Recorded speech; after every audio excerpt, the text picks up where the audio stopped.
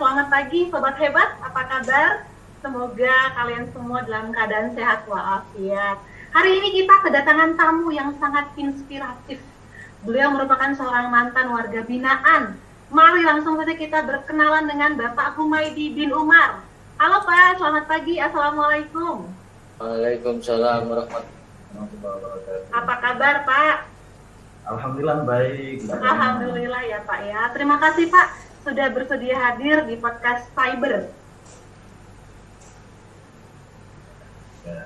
Oke, Pak, bicara tentang kehidupan nih. Kita mau dengar pengalaman Bapak yang inspiratif banget nih menurut kami. Nah, Bapak sekarang seorang pengajar ya Pak di pondok pesantren. Betul. Nah, kilas balik nih Pak, gimana sih pengalaman Bapak? Nih dengar-dengar Bapak seorang alumni nih di Lapas Pasuruan ya Pak ya? Betul sekali. Ayo yuk Pak ceritain gimana pengalamannya. Kok iso di lapas itu gitu Pak? Monggo Pak. Baik, jadi perlu diketahui bahwa saat itu boleh dikatakan saya tersesat ya. Tersesat, sampailah saya di Lapas Pasuruan dengan pelanggaran pasal 112 junto 114 tadi. Ya, saya divonis dengan hukuman 4 tahun, tidak 1 bulan dan alhamdulillah tahun berapa itu Pak kalau boleh tahu Pak? Tahun 2015. 2015, berarti 4 tahun sampai 2019. Enggak, 2018. Itu 2015 bulan 10. Jadi, bulan 10. Ya, jadi saya selesai juga dengan program PP saat itu. Alhamdulillah bapak-bapak di Lapas Pasuruan sangat welcome sekali dengan program-program yang baik itu untuk teman-teman PPP. Nah, dari segala banyak program-program, Bapak memilih program apa Pak pada saat itu di lapas? Kebetulan karena kembali ke basic ya, karena basic saya memang dari dunia akademik ya memang sebenarnya. Juga saya seorang pengajar gitu. Akhirnya saya tuh ini masuk di program kerohanian. Kerohanian. Ya. Jadi begitu Bapak masuk di tahun 2015, di sana kan langsung ada program-programnya di lapas. Langsung memilih Pak di program kerohanian tersebut. Betul sekali. Karena bagi saya pada prinsipnya begini, ketenangan hati itu sangat dibutuhkan di dalam lapas itu, sehingga ya mohon maaf bisa mengurangi juga beban pikiran kepada keluarga nih, juga rasa ingin keluar. Ya pasti rindu kan dengan keluarga. Jadi semua itu bisa didapat dengan ketika kita mendekat kepada yang Maha Kuasa. Benar-benar. Nah, programnya itu Pak Bapak ikuti di sepanjang perjalanan di lapas itu Pak selama 4 tahun. Ya, saya di lapas itu 2 tahun setengah karena ada program PP sama juga ini remisi ya. Saya jalanin 2 tahun setengah. Selama itu juga saya di kepesantrenan memang sampai saya keluar. Begitu. Bisa ceritakan Pak kesan dan pesan selama berada di lapas Pak, bagaimana Pak? Maaf, bisa diulangi? Kesannya Pak berada di Lapas Pasuruan bagaimana? Ya, dengan program kerohanian di pondok pesantren. Ya, saya akuni 4 jempol ini Mbak Dharma untuk lapas. Oh iya, 2 jempol ya Pak ya? Bukan 2 jempol lagi, 4 jempol. 4 jempol kalau bisa Pak. Iya. Gimana Pak program yang ada di Lapas Pasuruan? Karena gini, petugas-petugas di sana ini friendly sekali ya, friendly sekali, sangat welcome betul kepada WPP dan juga ngomong gitu Pak ya, merangkul ya. Dan tidak menganggap sebagai WPP, tapi memanusiakan teman-teman WPP. Wah, mantap ini Pak. Ya, ini sangat apresiasi sekali saya, sangat apresiasi sekali, apalagi dengan program yang baru itu tadi, program pesantren sangat maksimal hasilnya. Targetnya tidak muluk-muluk lah kata orang Jawa, tapi minimal semula dari kencingnya itu berdiri menjadi jongkok gitu. Gampangannya seperti itu. Jadi perubahan perubahan sikap, perubahan perilaku itu yang menjadi tumpuan utama dan tujuan utama adanya program pesantren ini. Program pesantren ini lebih mengedepankan bagaimana seorang warga binaan ini bisa ke jalur yang benar gitu Pak ya. Betul. Kembali ke yang maha kuasa begitu. Betul. Jadi manfaatnya itu sangat terasa bagi Bapak. Apa sih Pak manfaat yang paling benar-benar terasa menurut Bapak dari program pembinaan kerohanian dari Lapas Pasuruan ini Pak? Kalau tanya manfaatnya sangat banyak sekali, kompleks sekali. Ya, terutama yang paling terasa betul di mana seorang WBP itu, mohon maaf nih, 1 bulan saja itu dihitung kalendernya, Mbak. Ya, jangan kurang 1 hari mau bebas saja nggak bisa tidur itu, Mbak. Nah, kegundahan, kegelisahan semacam itu di program pesantren tempat untuk membengkelnya, memperbaikinya, sehingga nggak pakai gundah, nggak pakai galau atau jebles bahasa anak dalam itu seperti itu. Kenapa? Karena kita kembalikan kepada Allah. Ala dzikrillah tatmainnul qulub, seperti itu. Dengan banyak berzikir kepada Allah, hati akan tenang. Seperti itulah konsepnya. Benar-benar. Intinya di zikir itu gitu Pak ya. Betul.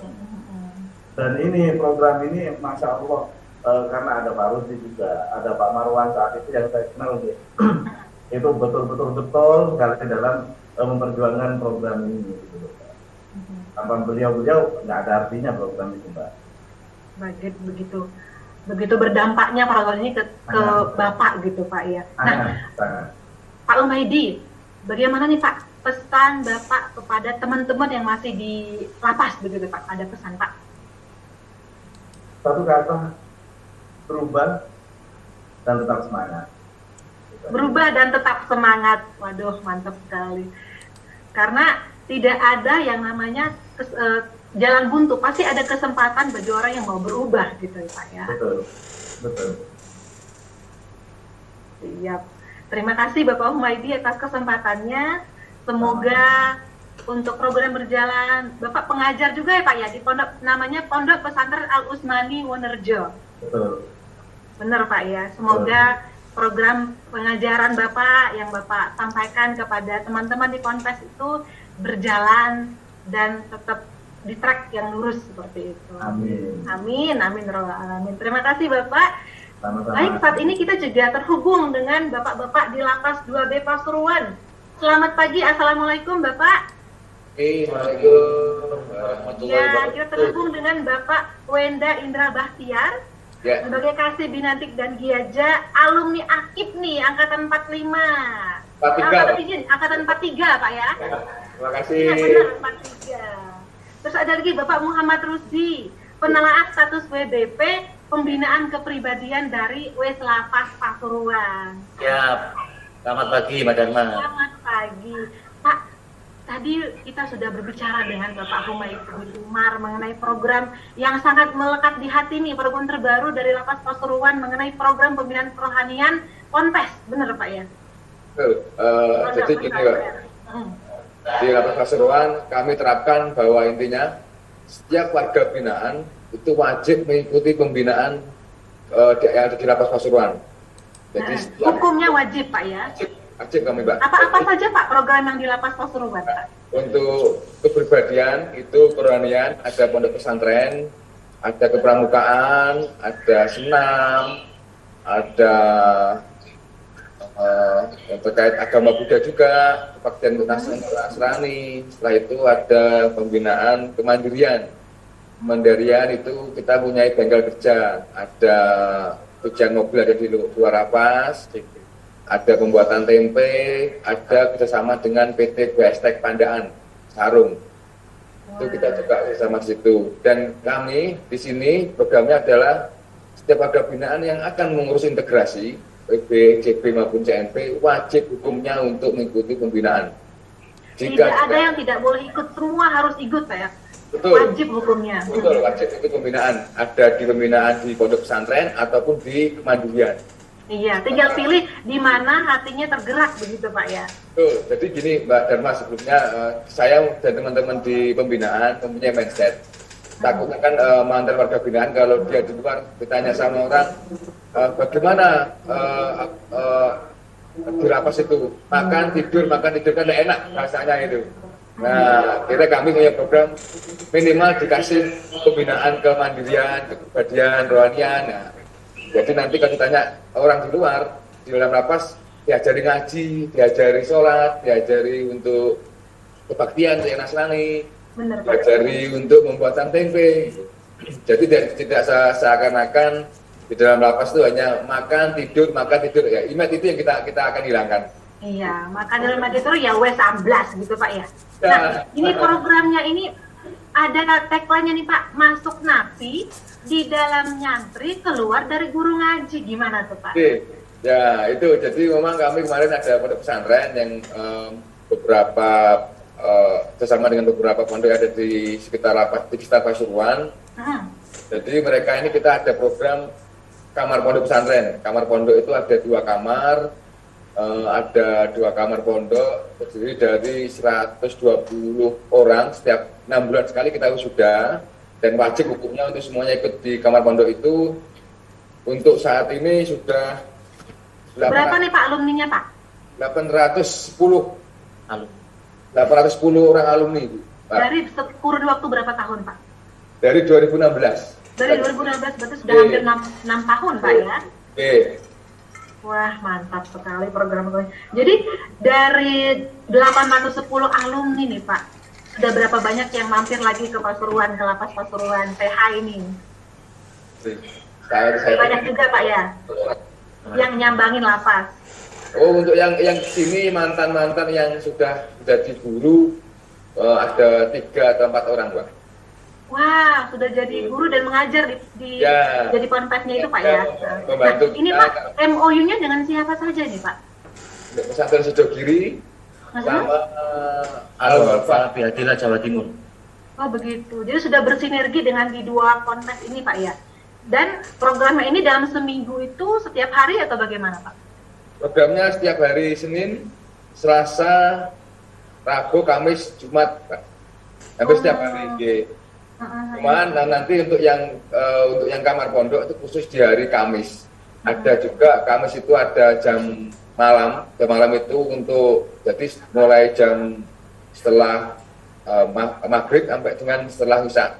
Itu yasinan. Begitu. Materi-materinya apa aja nih Pak? Ya, nanti, Pak. Ponpes. Ya, untuk materinya yang pertama kita ada tauhid. Untuk tauhid itu intinya kita mengarahkan mereka hanya satu yang berhak disembah, yaitu Allah Subhanahu wa taala. Kemudian yang Inti kedua, dan inti Pak ya. ya, intinya jangan sampai akidahnya mereka itu melenceng dari itu. Kemudian yang kedua, Al-Qur'an. Kita memakai metode Yambu'a. Itu kalau pusatnya ada di Kudus, Jawa Tengah. Kemudian yang ketiga, kita ada materi hadis sama fikih. Hadis itu tentang Rasulullah itu, perbuatan Rasulullah itu, kemudian fikih sehari-hari. Jadi yang terakhir ada namanya entrepreneurship. Nah, entrepreneurship itu dulu yang mengajar adalah Pak Humaydi tadi itu sebelum pandemi, seperti itu. Jadi Ya. di dalamnya itu sudah jadi nyantri, sudah jadi pengajarnya, mengajar kembali, diajar dan mengajar betul. gitu Pak ya. Ya, Nah, seperti itu. Oke. iya Pak, Ya. mau nanya nih Pak, untuk yang teman-teman yang di WP ikut program ponpes ini ada hafalan tertentu nggak Pak? Hafalan Al-Qur'annya yang wajib nih, ayo ada hafalan nggak? Oh iya, ada. Jadi setiap 6 bulan sekali kan sebelum diwisuda mereka itu wajib ikut ujian. Jadi, ada ujiannya. Ada ujiannya. Jadi kita peringkat juga, Pak. 1, 2, 3 ada peringkatnya juga. Nanti yang peringkat 1, 2, 3 itu pas wisuda kita undang orang tuanya ke lapas. Wah, Nah, satu kebanggaan pasti Pak ya. Betul. Sebelum itu ada penampilan dari WBB juga. Kadang dulu ada drama, kemudian ada hafalan Al-Qur'an mulai dari Wadduha sampai akhir itu. Ada penampilan WBB sebelum pas prosesi wisuda itu. Oh begitu. Nah, Dari proses wisuda ini Pak, ada sertifikatnya nggak sih Pak? Ya, kita ada sertifikat juga, Mbak. Nanti kalau misalkan sudah pernah mengikuti kegiatan di lapas, misalkan asimilasi, tidak perlu ke pondok lagi, jadi bisa di tempat yang lain. Oh, Kemudian di luar pun kita kerjasama dengan Yambu'a itu kita punya syahada namanya, itu bisa digunakan untuk melamar menjadi pengajar di luar sana. Kita sudah kerjasama juga seperti Jadi itu. si sertifikat ini bisa sebagai modal untuk mengajar. Ya, ya. Wah, mantap sekali Pak. Jadi membuka kesempatan. Oke, seperti itu. Benar. Dan pengajar-pengajar ini yang sudah berkompetensi Pak ya tentunya terhadap semua pengajar. Dari yang masuk ke lapas itu ada yang dari benar-benar tidak mengetahui Al-Quran nggak sih Pak? Yang benar-benar dari dasar banget. Ada. Makanya kalau yang tidak pernah sama sekali itu slogannya masuk napi keluar santri.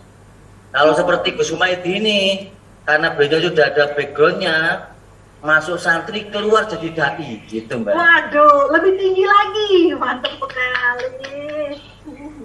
Seperti itu Pak Dharma. Jadi Mudah-mudahan. kalau tidak ada basic itu benar-benar dibuat jadi yang dari yang tidak tahu sampai jadi tahu. Kalau sama Pak Humaydi ini dari jadi dai-nya malah Pak ya. Nah betul, nanti pengajarannya. Jadi lebih hatam lagi begitu. Nah iya betul Pak. Iya, Dan benar. lebih mantep lagi. Iya. Gimana nih Pak pesan-pesan terhadap WBP yang ada di Lapas Pasuruan Pak?